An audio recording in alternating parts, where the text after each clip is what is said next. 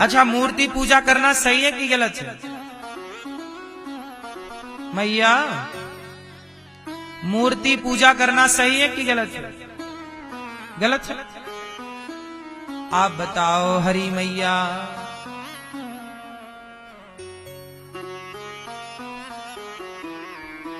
क्या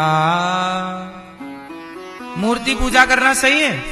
कबीरदास जी कहते हैं कि पत्थर पूजे हरि मिले। पत्थर पूजने से भगवान मिल जाएंगे? कबीरदास जी क्यों कह रहे हैं? कबीरदास जी सुनो, कबीरदास जी ने ये बात क्यों कही, तो आपको इस क्यों का उत्तर समझाता हूं। कबीरदास जी जब हुए उस समय भारत गुलाम था। उस समय भारत में किसकी हुकूमत चलती थी? मुगलों की। अंग्रेजों से पहले मुगलों का शासन था और मुगलों में भी मुगल क्या करते थे? मंदिर तोड़ देते थे।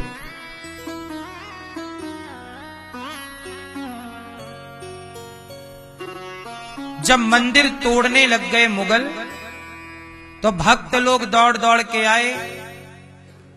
काशी में काशी विश्वनाथ मंदिर तोड़ दिया। और जब मंदिर टूटा, उस समय काशी में ही कबीरदास जी रहते थे। अब काशी विश्वनाथ तोड़ दिया।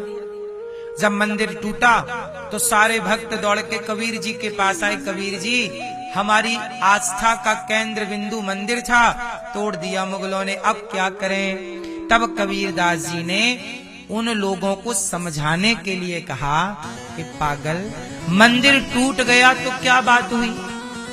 टूट जाने दो। हमारा भगवान केवल मंदिर में ही थोड़ी है। हमारा हरि, हमारा परमात्मा तो सब जगह व्याप्त है। कोई मंदिर बस में है क्या? तो उन लोगों को समझाने के लिए उन्होंने ये दोहा प्रयोग किया। उस समय सिचुएशन क्या थी? परिस्थिति क्या थी? मंदिर तोड़े जा रहे थे। अब मंदिर तोड़े तो जा रहे हैं, पर मंदिर बनाया नहीं जा सकता। कोई मंदिर नहीं बनाएगा। मुगलों का शासन था, कोई मंदिर बनाएगा उसे मार दिया जाएगा। अब मंदिर नहीं तो लोग जाएं कहां? सिर कहां झुकाएं? तब कबीरदास जी बोले कि पत्थर पूजे हरि मिले, तो मैं पूजू पहाड़। और तेरी चक्की भी तो पत्थर की है, पीस खाए संसार। उस समय चक्कियों का जमाना था, हाथ चक्की। उस समय ये चक्की मशीनरी चक्की नहीं थी। तो पत्थर पूजे हरि मिले, तो मैं पूजू पहाड़। या से तो चक्की भली के पीस खाए संसार। पत्थर क्यों पूजना है? अब पत्थर के मंदिर तोड़े गए, मूर्तियां तोड़ दी गई। तो कबीरदास जी को उस परिस्थिति में ये बात कहनी पड़ी कि तुम चिंता ना करो, हरि तो सब जगह। पत्थर पूजे हरि मिले। हरि ऐसे थोड़ी मिल जाएंगे पत्थर पूजने से। तेरे में, मेरे में, सब में भगवान। कबीरदास जी ने बाद में फिर एक बात और कही। कबीरदास जी ने कहा, मोकू कहां तो ढूंढे बंदे, मैं तो तेरे पास में। कबीरदास जी ने क्या कहा कि मोकू कहां तो ढूंढे बंदे, मैं तो तेरे पास में। मैं तो तेरे पास में, मैं सब जगह हूं। अब तू मुझे ढूंढना चाहता है तो ढूंढ। मोको कहां तो ढूंढे बंदे, मैं तो तेरे पास में। ना देवल ना मैं मस्जिद, ना कावे कैलाश में। ना मैं मंदिर, ना मैं मस्जिद, ना कावा कैलाश में। ना तो कौन क्रिया कर्म में, नहीं योग वैराग्य में। खोजी हो या तुरंत मिल जाऊं, पल भर की ही तलाश में। कहे कबीर सुनो भाई साधो, सब श्वासों की श्वास में। खोजी हो या तुरंत मिल जाऊं, पल भर की ही तलाश में। मोकू कहाँ तो ढूंढे बंदे मैं तेरे विश्वास में। मोकू कहाँ ढूंढता, मैं तो विश्वास में हूँ। मंदिर टूट गए, टूट जाने दे, पर तेरा विश्वास तो नहीं टूटा ना। मुगलों ने मंदिर तोड़े हैं, सनातनियों का विश्वास थोड़ी तोड़ पाए। और विश्वास है तो भगवान वहीं। तो कबीरदास जी को ये दोहा इसलिए बोलना पड़ा, वहां की मजबूरी थी।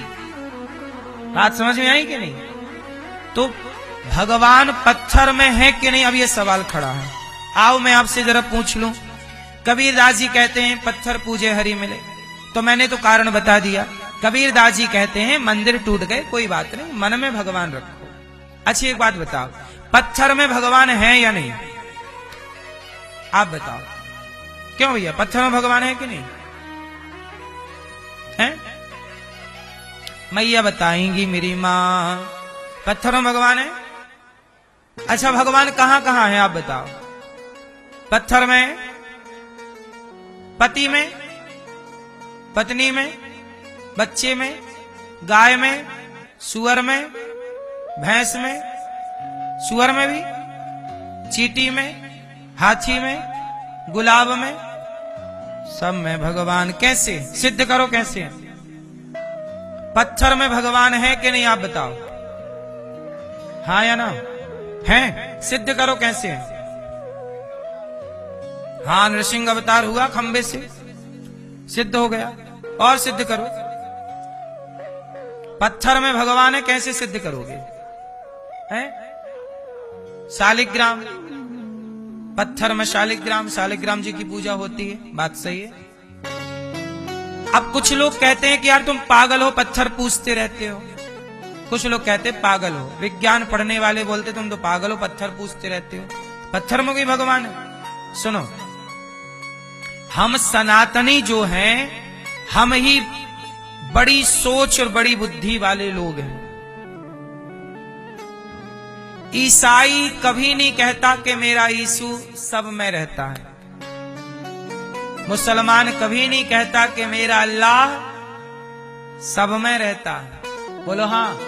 इसलिए मुसलमान अल्लाह के आगे सिर झुकाता है और किसी के आगे क्यों? क्योंकि मुसलमान जानता है कि मेरा अल्लाह सब जगह नहीं रहता।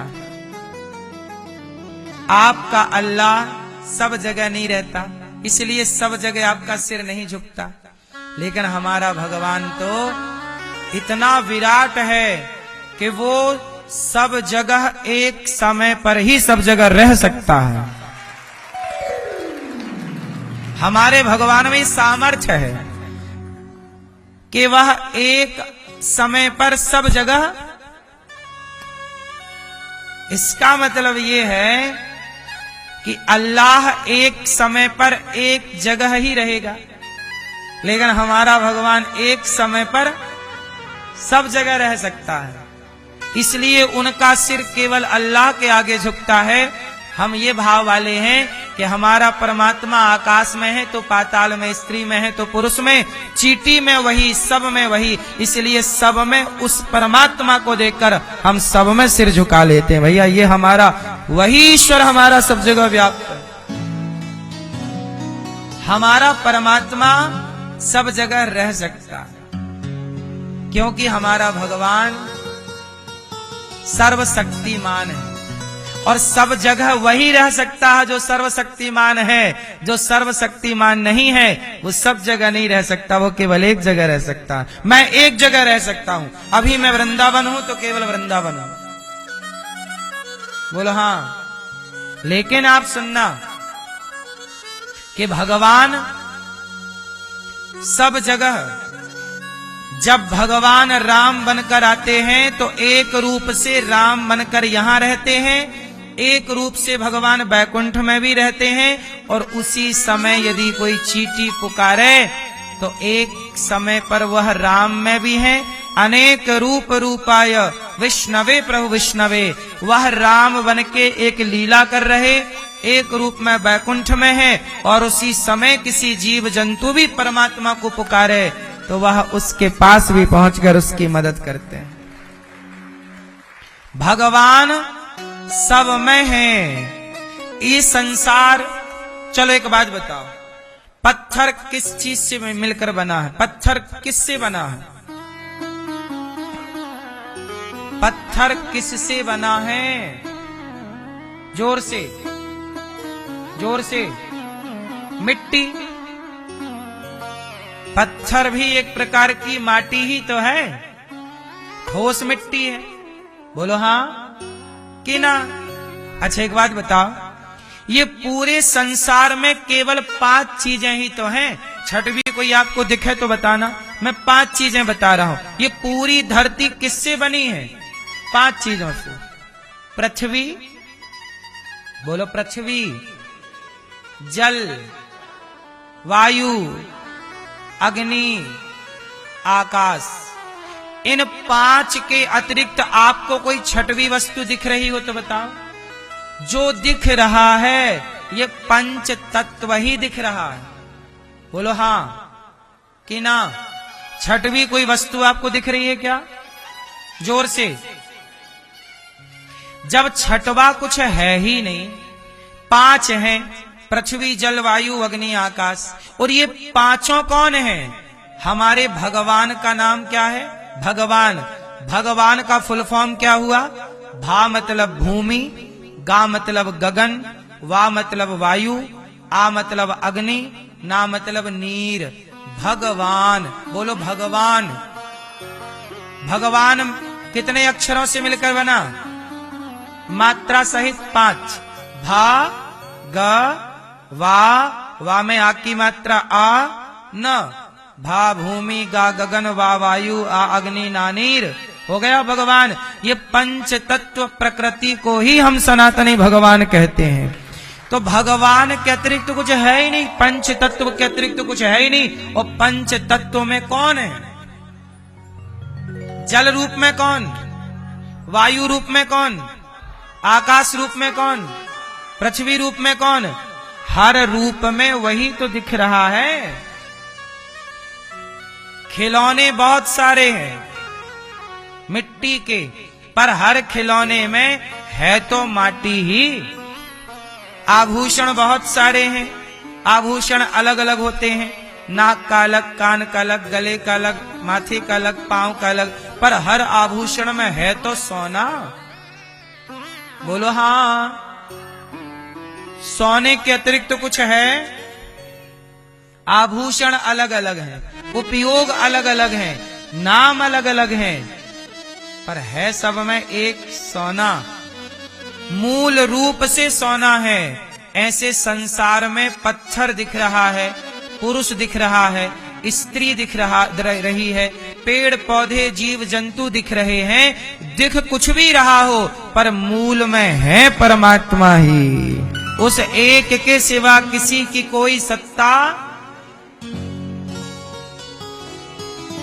इसलिए हम सनातनी प्रकृति की पूजा करते हैं, हम पहाड़ की पूजा करते हैं। गिरिराज जी पर्वत है, चित्रकूट में कामता नाथ जी पर्वत। हम पहाड़ की पूजा करते, नदियों की पूजा हम करते, समुद्र की पूजा हम करते, स्त्री की पूजा हम करते। हमारे यहाँ दुर्गा के रूप में स्त्री ही तो है, कन्या के रूप में हम लोग कन्या देवी, कन्याओं की पूजा स्त्री के रूप में कर रहे हैं।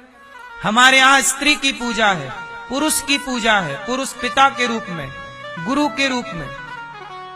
नदियों की पूजा, समुद्र की पूजा, पेड़ पौधे, तुलसी की पूजा। तुलसी एक पौधा है, आंवला एक पेड़ है, वटवृक्ष है, पीपल है, सबकी पूजा है। बोलो हाँ। हमारे यहां सांप की पूजा है नाग पंचमी को, गाय की पूजा है, गौ माता। बोलो हाँ। हमारे यहां चूहे की पूजा है, गणेश जी का वाहन, मोर की पूजा है, मोर। बैल की पूजा नंदी जी, शिव के वाहन। हमारे यहां शेर की पूजा है, शेर। हाथी की पूजा है। बोलो हाँ, बोलो हाँ कि ना? हाथी की पूजा। बताओ, सनातनी में लक्ष्मी जी का वाहन उल्लू है, उल्लू की पूजा। बोलो हाँ। यमराज का वाहन भैंसा है, उसकी पूजा। हम किसकी पूजा कर रहे हैं सना? हम किसके पुजारी हैं? हम प्रत्येक जीव, वनस्पति, नदी, हम प्रकृति के पुजारी हैं। प्रकृति के हर जीव की पूजा कहीं है, पूरी धरती में तो सनातन में। चूहे की पूजा कौन करता है? हमारे यहां गणेश जी के वाहन चूहा है। बोलो हाँ। चूहा प्रकृति का हिस्सा है, मोर प्रकृति का हिस्सा है। बोलो हाँ। हम किसके पुजारी हैं? हम सिर झुकाते हैं। मुसलमान कहते हैं अरे तुम तो सबके आगे सिर झुकाते हो। सबके आगे नहीं झुकाते साहब, सब में वह एक है, उस एक के ही आगे सिर झुकाते हैं। क्योंकि हमारा ईश्वर एक ही है, पर रहता सब में। तुम्हारे वाले सब में रह नहीं पाते, हमारे सब में रहते हैं। हमारे वाला ज्यादा पावरफुल है, सब में रह सकता है। आपका केवल एक जगह रहता है।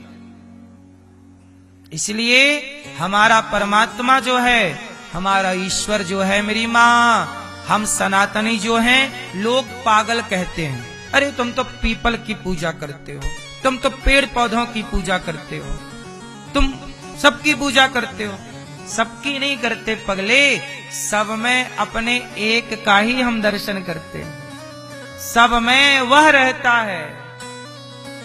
जैसे हर घड़े में माटी है, हर आभूषण में सोना है, हर वस्त्र में, हर कपड़े में धागा है। जैसे हर कपड़े में धागा की व्यापकता है, जैसे हर कपड़े में धागा की व्यापकता है, जैसे हर आभूषण में सोने की व्यापकता है, हर घड़े में माटी की व्यापकता है, ऐसे हर जीव जंतु प्रकृति के हर हिस्से में मेरे प्रभु कृष्ण की व्यापकता है। हम उस व्यापक परमात्मा को सब में देखते हैं। इसलिए तुलसीदास जी ने कहा, सिय राममय सब जग जानी, करहूं प्रणाम जोरी जुग, सब में रहते हैं। बोलो हाँ। इसलिए तो भक्तजन कहते हैं, हाँ सब में प्रभु दिखते हैं, मैया मैं क्या करूं। सब में प्रभु दिखते हैं, मैया मैं क्या करूं। इसलिए हमारे यहाँ सबकी पूजा है। इसलिए दास अनिरुद्ध वृद्ध माओ के पांव दबाता है। वृद्ध माओ के पांव क्यों दबाता है अनिरुद्ध? क्योंकि मुझे उन वृद्ध माओ में भी वृद्ध मां नहीं, मुझे लगता है इस मां के रूप में भगवान ही है। ना जाने किस रूप में, पता नहीं किस रूप में आकर नारायण मिल जाएगा, और निर्मल मन के दर्पण में वो राम का दर्शन पाएगा। पता नहीं किस रूप में आकर नारायण मिल जाएगा। इसलिए हम सनातनी सब में अपने नारायण का दर्शन करते हैं। हमारे भगवान बहुत नहीं है, बहुतों में एक है। बहुतों में है एक। अब इतनी सी जानकारी ना होने के कारण लोग कहते हैं कि सनातनी के तो बहुत भगवान हैं। बहुत नहीं है, एक। और भगवान इसलिए कहता हूं सब में, इसलिए ये दास वृद्ध माओं की सेवा करता है।